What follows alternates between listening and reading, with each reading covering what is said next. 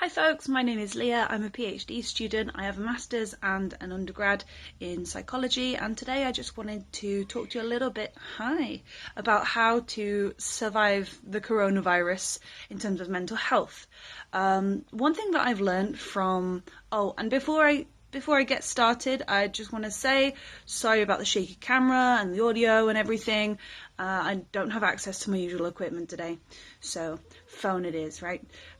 So one thing I wanted to talk about is something that I've learned from autistic people, actually. This is my subject area. This is what I research. It's issues related to autistic people and how they live their life. Oh, hello. Somebody wants attention. One thing I've learned from autistic people is that when you're living a life of high anxiety, high uncertainty, and not necessarily being fully aware or thrilled about whatever is going on in your life, one solution to that is to create a sense of safety, a sense of reassurance, a sense of comfort, a sense of control over something that you can when you don't have control over other things in your life. One way that autistic people do that is by creating routine for themselves. Now, this is kind of a two-part thing. It's, first off, making the plans in your head about what you're going to do today creates a sense of an ability to let go of the things that you're stressed about, because you know there is a plan. When you feel like there is a plan, it is a lot easier for you to let go of anxiety, because you don't have to decide what's next, you don't have to face any executive dysfunction, you don't have to think about things as much and have the burden of trying to decide what to do. You know, if you make one period of your day, the part where you plan out the rest of your day, then you only have to make those decisions once, and then the rest of the day is following through. You know what comes next, and there's nothing to worry about.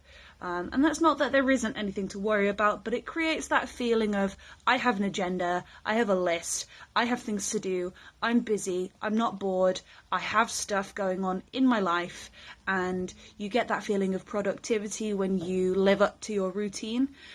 It's really important when you do that to give yourself permission to deviate from the routine. You know, people like to be free, people like to make choices, and if your routine is too rigid, then you will suffocate yourself with it.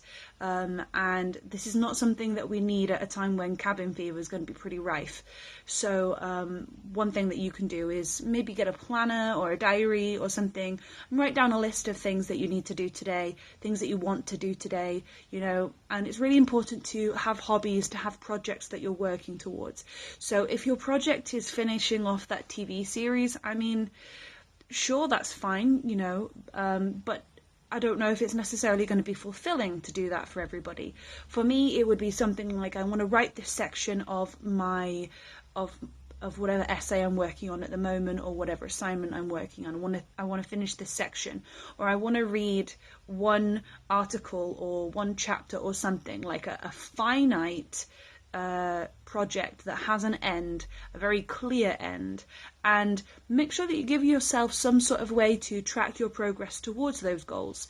We'll come to that in another video, but basically just give yourself some plans for the day or for the week or something, whatever works for you, and make sure that you know what those plans are so that you can just task hop from one to the other. You don't have to worry about coming up with something to fill your time. The other part of giving yourself a routine is the way that it kind of creates different spaces in your brain and in your life. So, for example, if you get up in the morning, you go to the bathroom, you have your breakfast, you have your shower, you brush your teeth, you know, you have an order that you do things,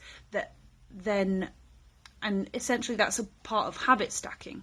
Habit stacking is where you have one habit and you have something you need to do right after, so you piggyback on an existing habit. So now you've got two habits as one, so there's still only actually one total habit, because you're doing them right after another as a sequence, and they become together, they become one thing. So like a great example would be brushing your teeth in the shower, for example.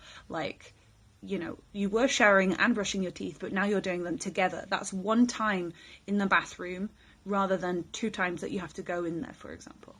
Okay, so habit stacking. Do that with your morning routine. Make sure that you've got a very clear order that you do things. That way it kind of signals to your brain, right, I'm getting up, I'm awake, this is the part of the day where I do something. So for example, for me, and for people who maybe work or study from home, one great way to do it would be to have some things that you do in the morning and then you start work immediately, so that you kind of prepare your brain for the next space in your day, the next like time slot. So I've been trying to get back into Tai Chi. So my routine will be get up and have breakfast, go out and do some Tai Chi, get dressed, brush my teeth, everything else that I would do to get ready for a normal day where I have to leave the house. And then I will sit down maybe with a cup of tea and get started on my work. So I've had that structured morning, which has prepared my brain for actually getting started. I used to drink tea a lot when I was working at this one particular job, and it got to the point where drinking that exact tea would make my brain think, oh, this is work time, and it would help me to focus. It kind of relates to a way that people learn. One way that people learn is by creating associations between things. If you always wear this jacket when you see this person, then this jacket will remind you of the person. If you always if your family always uses a specific detergent, the smell of that detergent will remind you of them. These are all things that are parts of our physical environment that creates that you create a link with something else or someone else, and that is a really great way to get your brain into gear for a task that you've got to do that might not be super easy to get into. So for me, like I said, tea means work time, or a hot drink of any kind really means work time, unless it's hot chocolate. I love hot chocolate so much. That is a drink for pleasure, not a drink for focus. So that is one way to do it. Maybe you have a designated drink or a designated cup that you drink your water from or something. Some sort of physical, environmental cue or signal that you give yourself that means it's work time, and it's all about creating these associations in your brain. And that's why habit stacking is so important, because if you piggyback all these habits and this entire first hour of your day off the stuff that you normally do, then when it comes to sit down to work, you don't have to try to focus. You don't have to get your brain in gear to get started. You don't have to battle through, do I want to check my emails or do I want to get started on that project? You just launch straight into the project because your brain is already in work mode. That's really, really important for work, but it's also really powerful for mental health reasons.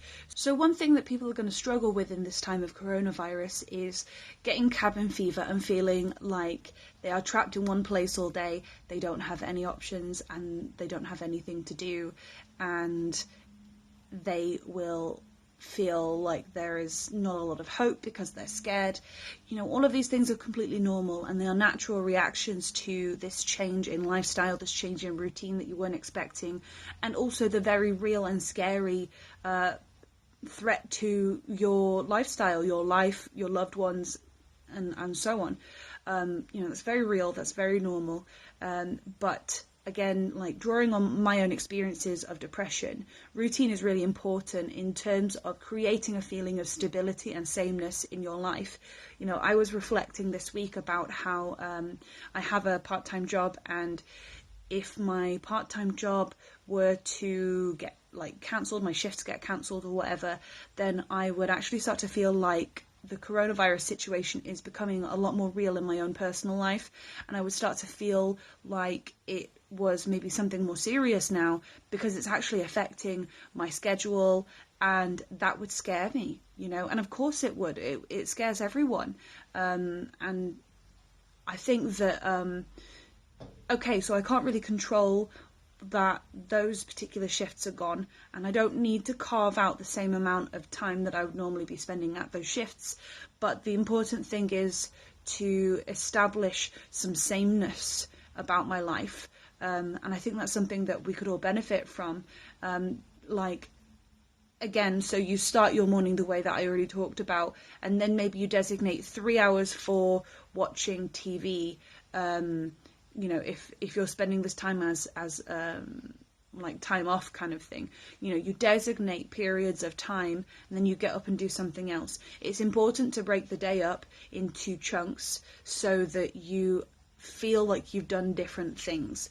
And that's going to be really challenging when you're not leaving your space. And this is even hard for people who only have like one room apartments. If you're living in a studio apartment, or like you have one bedroom in a shared house, or you're like student accommodation or something, you are especially at risk of this because you are only seeing those four walls the entire day,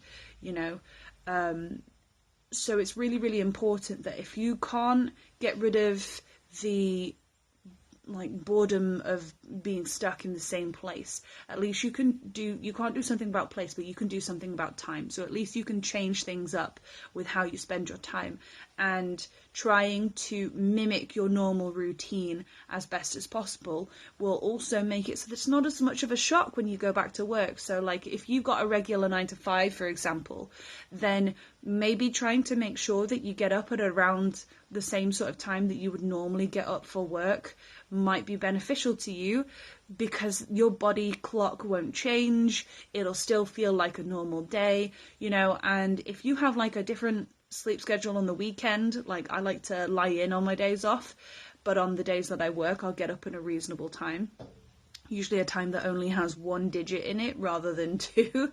That is something that you can do to give yourself the feeling of sameness, and to try to create separation. Again, Monday to Friday, you always get up at 7.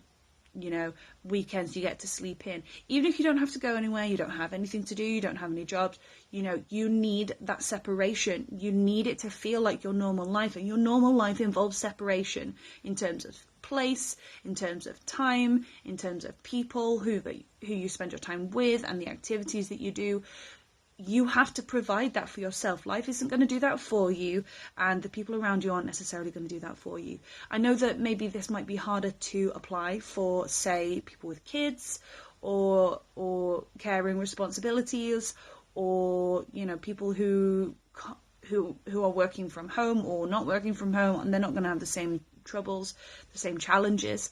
But this is a really important time to pay attention to your mental health, to pay attention to providing yourself with as much as you can that work would normally give you. Normally it would give you a place to go at a certain time. One thing that is also really important is making sure that you plan into your day something that you're looking forward to, just so that there is going to be joy today. That's really, really important for staving off depression or treating it. So I'm going to wrap it up there. I could go on forever, but I just really wanted to share with you something powerful that I learned from some people who battle a lot of anxiety and uncertainty and worry in their daily lives, and fear and all the rest of it. Autistic people are very prone to depression and anxiety, and this is a very anxious time for all of us.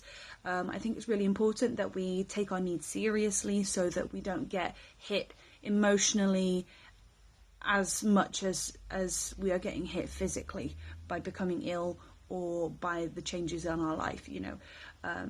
Knowledge is power, and as always, I just really want to provide you with some knowledge about what you can do for yourself, or how you might be affected. It's important that we open a dialogue now more than ever, because we really need that connection, we really need that community. It's going to be really hard to achieve because we don't get to leave the house, so it's something that, as an online community, that we really have to get involved with. We have a duty to do this, and it'll make us all happier and better friends and all the rest of it, sunshine and rainbows. So that's where I'm going to end it today. I think that if you could just apply a couple of things from this video into your life, it will make things easier over the coming weeks or even months that you might be self-isolating.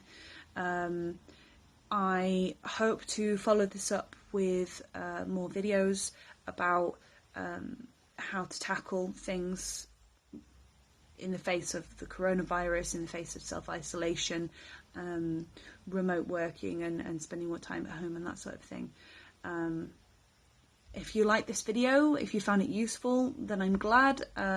Please show me that you liked it by giving it a thumbs up. If you're new here, you can subscribe and click that bell notification so that you get notified every time I post a new video.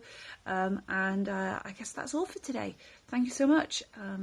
Stay safe, stay healthy, and don't panic. We're all in this together. We'll be okay. Bye.